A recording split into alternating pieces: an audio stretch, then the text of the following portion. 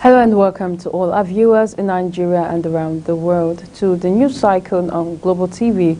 We're live in the nation's capital, Abuja. My name is Chidinma Jawaseng.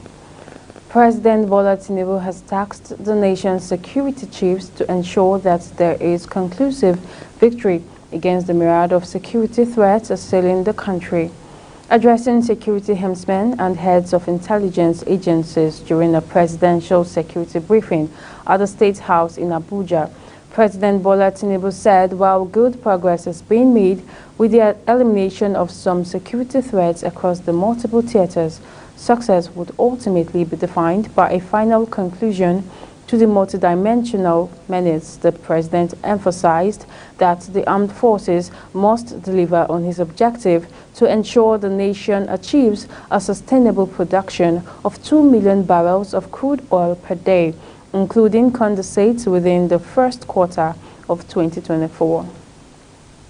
Meanwhile, President Bola Tinubu has granted approval to 3 airlines to serve as exclusive carriers for the 2024 Hajj pilgrimage. The news agency of Nigeria reports that the airlines are the Air Peace Limited, Flynas and Max Air. Sanja Osara also disclosed that the Tinubu-led federal government approved 3 other air cargo companies that will air freight pilgrims' excess luggage, according to her. The 3 air cargoes are the Cargozil Technologies Limited, NACO Advance and Kuala Investment Limited. Consequently, the federal government currently approved allocation of pilgrims from various states to each of the approved airlines as follows. Air Peace is to transport intending pilgrims from Abia, Akwa Ibom, Anambra, Bayelsa, Cross River, Delta, Ebonyi, Edo, Ekiti, Enugu, Imo, Kwara, Ondo, Rivers State, and the Federal Capital Territory (FCT). Flynas will transport intending pilgrims from Borno, Lagos, Osun, Ogun, Niger, Sokoto, Kebbi, Yobe, and Zamfara State. And Max Air will, with the highest allocation, will be responsible for moving pilgrims from Bauchi, Benue, Kano, Katsina, Kogi, Nasarawa, Adamawa, Oyo, Taraba, Kaduna, Armed Forces, Gombe, Jigawa, and Plateau states respectively. Nigerian Security and Civil Defense Corps (NSCDC) has appointed Commandant Ahmed Aboduri as the new head of the National Safe Schools Response Coordination Center (NSRCC). Commandant General of the agency, Ahmed Audi, made the appointment, replacing the former commandant of the center, Tasu Sharpa, who has been redeployed. A statement by the Public Relations Officer of the Corps, Babawale Afolabi, says Aboduri is a trained and accomplished journalist prior to joining the NSCDC as a volunteer in 1994 and rose through the ranks. Meanwhile, Federal Civil Servants confirmed receipt of the October 2023 wage awards months after a temporary suspension of the payment. Recall that the payment of 35,000 Naira wage award was an agreement reached between the federal government and the organized labor as part of the moves to cushion the effect of the removal of subsidy on premium motor spirit, popularly known as petrol. President Bola Tinubu had declared during his Independence Day speech that low-grade workers in the federal civil service would be awarded a wage of 25,000 Naira. The amount was then increased to 35,000 Naira following discussions with the organized labor unions. In the meantime, some academic and non-academic staff members of the Kaduna State University have decried the non-payment of their salaries. The workers said they had yet to receive any salary since they were employed 3 years ago, as they were excluded from the state's payroll. According to them, this was mainly because of the university's inability to be financially autonomous following the integration of the university under the office of the state's head of service during the administration of a former governor of the state, Nasir El-Rufai. Some of the employees stated that they had also been denied access to the state health insurance scheme, as newly employed workers could not be enrolled in the scheme without their printed monthly pay slips. And now to the financial sector. A consortium of Nigerian financial institutions, fintech and blockchain experts, the African Stablecoin Consortium, is set to launch a complaint Naira stablecoin on February 27, 2024. The consortium, in a statement issued on Friday, said the launch of the CNGN is hinged on the new regulatory sandbox released by the Central Bank of Nigeria. According to the consortium, the CNGN stablecoin would revolutionize financial transactions. Through the project, the consortium said it is committed to enhancing secure and compliant financial interactions, revolutionizing the way people transact and engage with their money securely and seamlessly. The chairman of the Independent Corrupt Practices and Other Related Offences Commission is leading the partnership with the National Information Technology Development Agency to combat corruption and illicit financial flows with the use of technology. The ICPC chairman, Musa Aliyu, led a crucial meeting with the leadership of NITDA, emphasizing the inclusion and integration of innovative technology in the fight against corruption and mapping areas of deployment of such technologies. The meeting also entailed discussions on forming a joint committee, symbolizing an ongoing collaboration between ICPC and NITDA, which underscores the commitment to digital transformation as a constant process crucial for a proactive approach in the fight against corruption in the state. In the meantime, the Bauchi state government has banned the issuance of consent letters to prospective mining investors in the state without clearance letters from the Ministry of Natural Resources. This is contained in a statement by Saleh Umar, the Information Officer, Ministry of Natural Resources in Bauchi. And according to him, the state government provides an enabling environment for the mining sector to thrive in the state by enhancing investors' confidence in the solid mineral sector. He, however, said that the move to ban the issuance of consent letters, according to the Commissioner of the Ministry, Maiwada Bello, was to address the effects of environmental degradation and security challenges associated with mining activities.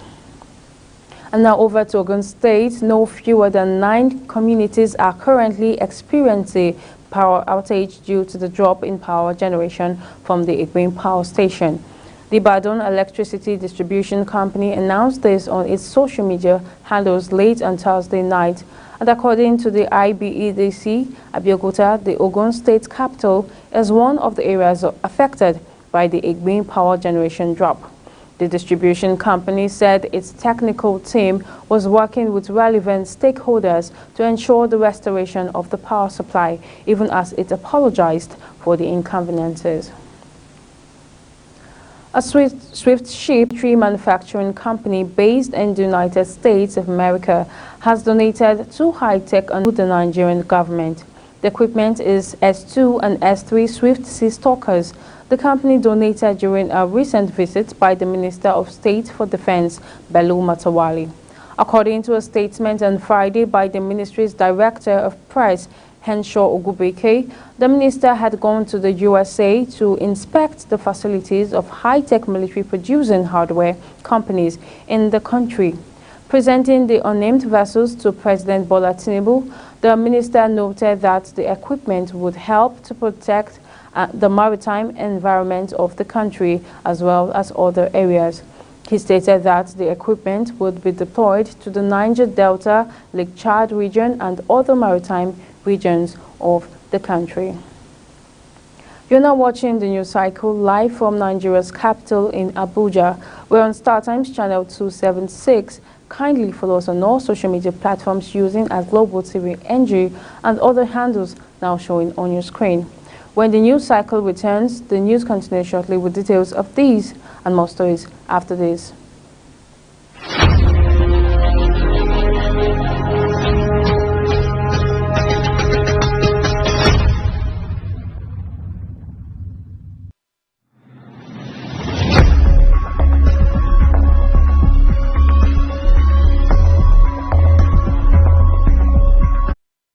If you're just joining us, this is Global Television bringing you live broadcast of the news cycle. Thank you for staying with us.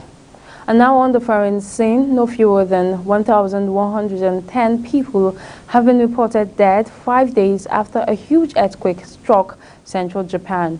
Rescuers and residents sifted through rubble on Saturday as the focus turned to recovering bodies and cleaning up rather than finding survivors. The death toll from the New Year Day 7.5 magnitude earthquake in the Ishikawa region of Japan's main Honshu Island was certain to rise, with 210 people still unaccounted for, authorities said. The work of thousands of rescue workers has been hampered by bad weather. Snow was forecast for Sunday and roads were torn apart for gaping cracks and blocked by an estimated 1,000 landslides. And now over to the U.S. Supreme Court. The Supreme Court has said it will hear a historic case to determine if Donald Trump can run for president. The justices agreed to take up Trump's appeal against a decision by Colorado to remove him from the 2024 ballot in that state. The case will be heard in February and the ruling will apply nationwide.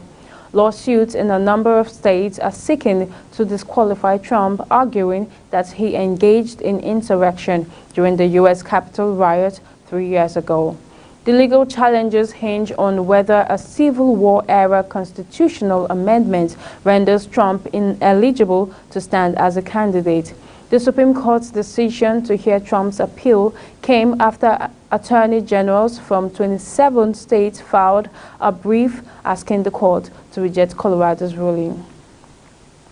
And still on the foreign scene, the site of one of the most important monuments in classical antiquity, the palace where Alexander the Great was crowned king, has reopened after a 16-year restoration.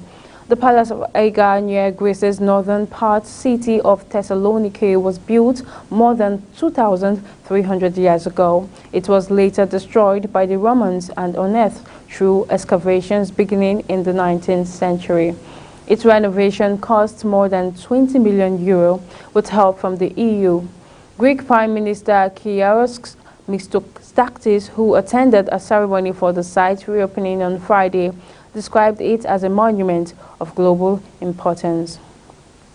And now to business news. Dangote Petroleum Refinery has received the 5th crude oil shipment of 1 million barrels of Bonny Light supplied by the Nigerian National Petroleum Corporation Limited, NNPC. The company is already preparing to welcome the 6th 1 million crude oil cargo to the refinery by next week. This latest development is a significant step for the refinery as it is preparing to begin operations. The crude oil cargo being the 5th consignment to be delivered to the Dangote Petroleum Refinery facility out of the 6 million barrels of crude being expected, arrived at the single point mooring SPM C2 Dangote offshore oil terminal and has already been discharged to the refinery's crude oil tanks. And still on business news, Naira further gained against the dollar at the official market, marking the second gain in the new year. The domestic currency appreciated 3% to close at 869.13 Naira to a dollar at the close of business. Data from the NAFEM, where Forex is officially traded, showed. This represents a 26.1 Naira gain, that is 3% increase in the local currency compared to the 895.23 Naira close the previous day. However, the Naira dropped at the parallel Forex market, where Forex is sold unofficially. The exchange rate quoted at 1,255 Naira to a dollar, representing a 1.99% decline over what it closed the previous day, while peer-to-peer traders quoted around 1,231.70 Naira per dollar. The dollar dearth means speculative buying is likely to continue, with an increasing number of market participants taking long positions on the dollar while shorting the Naira. In the meantime, the Nigerian Midstream and Downstream Petroleum Regulatory Authority has sealed off illegal oil and gas stations in Taraba and Imo State. NMDPRA said its surveillance officers sealed a company identified as Seismo General Merchants Limited in Jalingo, Taraba State capital, for illegally engaging in the sales of liquefied natural gas. And now over to sports news. Brazilian football legend and the first person to win the FIFA World Cup as both a player and coach, Mario Zagallo, has died at the age of 92. Zagallo was an instrumental figure as any in Brazil's rise to prominence as a global football power. Zagallo, who died on Friday, was the only surviving member of the Brazilian team that lifted the 1958 World Cup trophy, the country's first title and one that eased the pain of a traumatic defeat by Uruguay at the Maracanã 8 years prior. While that memory remained vivid, Zagallo would do his utmost to relieve the anguish by leaving his fingerprints on 4 of Brazil's 5 World Cup triumphs. And still on sports news, Nigerian midfielder Wilfred Ndidi will be out of action for at least 3 months due to a muscle injury. According to Leicester City coach Enzo Maresca, it will take a long time before he fully recovers. The 27-year-old midfielder, who missed the Foxes championship win over Huddersfield on New Year's Day, was also withdrawn from Nigeria's Africa Cup of Nations squad and has since been replaced by Al-Hassan Yusuf in the squad. He is expected to miss 15 of the Foxes' remaining 20 league games this season. Ndidi has been a consistent performer for the Foxes this season, making 24 appearances in all competitions, scoring 4 goals and providing 6 assists. And this is where we wrap up on the news cycle, and it came to you live from Nigeria's capital, Abuja. We're on StarTimes channel 276. Kindly follow us across all social media platforms using @Global TV NG and other handles now showing on your screen. I am Chidinma Jeresin, thanking you for watching. I'll see you again.